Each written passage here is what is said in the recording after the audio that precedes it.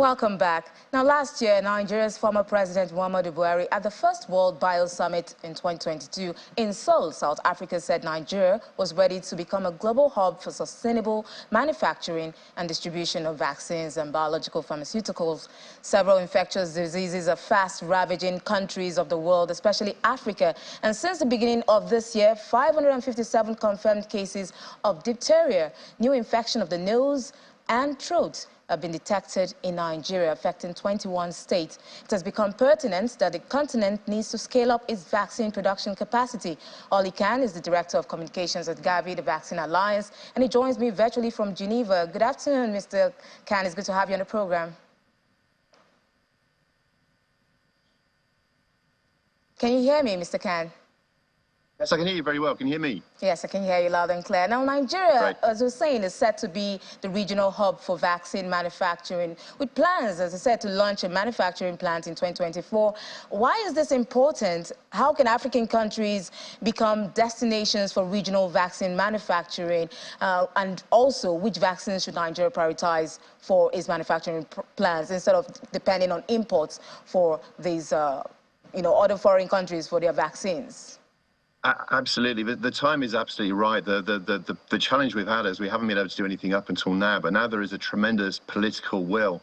And it's really important we capitalize on the energy, the momentum that is creating that. For example, former President Buhari's actions that he took in 2022. I mean, a couple of statistics just to kind of frame the situation we're in at the moment. There are roughly 1.3 billion vaccines demanded and used in Africa every year, and less than 1% of that supply originates in Africa itself. So, in the past, we've been, the world has focused on bringing down the cost. It's been tremendously successful at bringing down the cost of vaccines to the point where, we have been able to affect tremendous growth in the number of people, a number of children, adults that are covered with vaccinations. But now it's really the time to make sure that we have excellent geographical spread, regional diversification, so that when there is a need for vaccinations and a new supply, then every region is covered. There are no blind spots. We saw the tragedy that unfolded during COVID when the lack of indigenous African manufacturing meant that there were very few doses produced on the continent. And so you talked about these diseases and the plans, all the steps or the strategies that are being deployed. But Gavi, the Vaccine Alliance, I know recently announced plans to deploy a 6-in-1 vaccine to low-income countries. What does this mean? What are the benefits of this vaccine? What challenges does it seek to provide as a solution for? What are we looking at here? Well, look, we call it the hexavalent. It's 6 vaccines in one. That is diphtheria, tetanus, pertussis, which is whooping cough, it's hepatitis B, and it's influenza. We're adding polio to that. That was an important announcement and decision by our board in June 2023, and it's going to lead to more effective, more efficient vaccinations that will bring down costs essentially and make it easier for us to reach more children. For example, less visits to the health clinic, less costs in terms of storage and transportation. But that's just one indication and one example of the journey that we're going on as an immunization community in global health to make sure that no child or no adult where necessary gets left behind. In terms of Nigeria's own strategic planning, it's really important to, I'm going to use that word again, be very, very strategic. What we don't need is more vaccines of products that there is already an abundance of, and that is some categories. We saw a rush to produce vaccines for COVID-19, for example. That was tremendously important, but we were soon faced with an oversupply situation. There are other vaccines of which the world needs more, or they need better ones. So we're always looking for better qualities. This heat stability, for example, can we get more doses into a vial? Again, it brings down costs.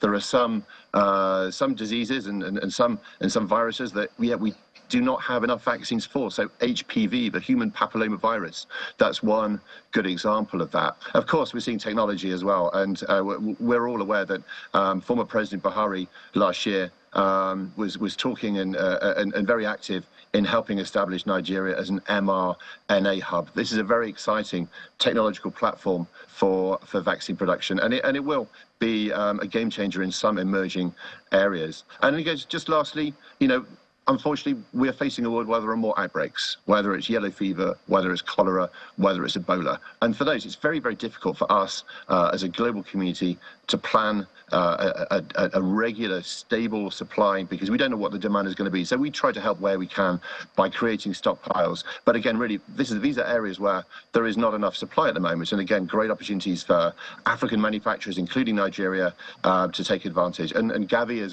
as a vaccine alliance, we're working with our partners at the Africa Union, Africa Centre for Disease Control, to make sure that this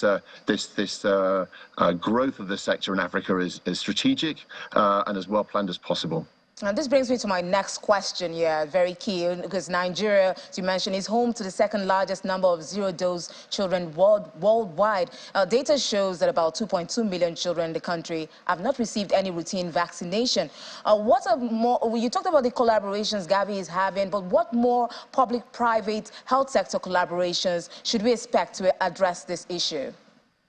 You raise a very important point, Will. It's been a tremendous challenge for us. We've seen 2 decades of rapid growth and really great collaboration between global health partners and country health systems, including Nigeria, to raise that level of routine immunization, to bring up the number of children that are getting the vaccines. And by the way, when we started in 2000, we offered 4 vaccines. Now we offer over 20. So we've seen that great growth, but it's really, really hard to get the last mile, the hardest to reach children. And we estimate between 10 and 20% of children, depending on country, are what we call zero dose. They're not getting vaccines, or maybe they're getting 1 vaccine, but they're not getting a whole series. That's a huge problem, not just for immunization, but for health and also for development, because these people, they often don't have fixed addresses, they don't have identities, and therefore, if we can find ways of reaching them through vaccination and immunization, we can actually help them get on the pathway to an education,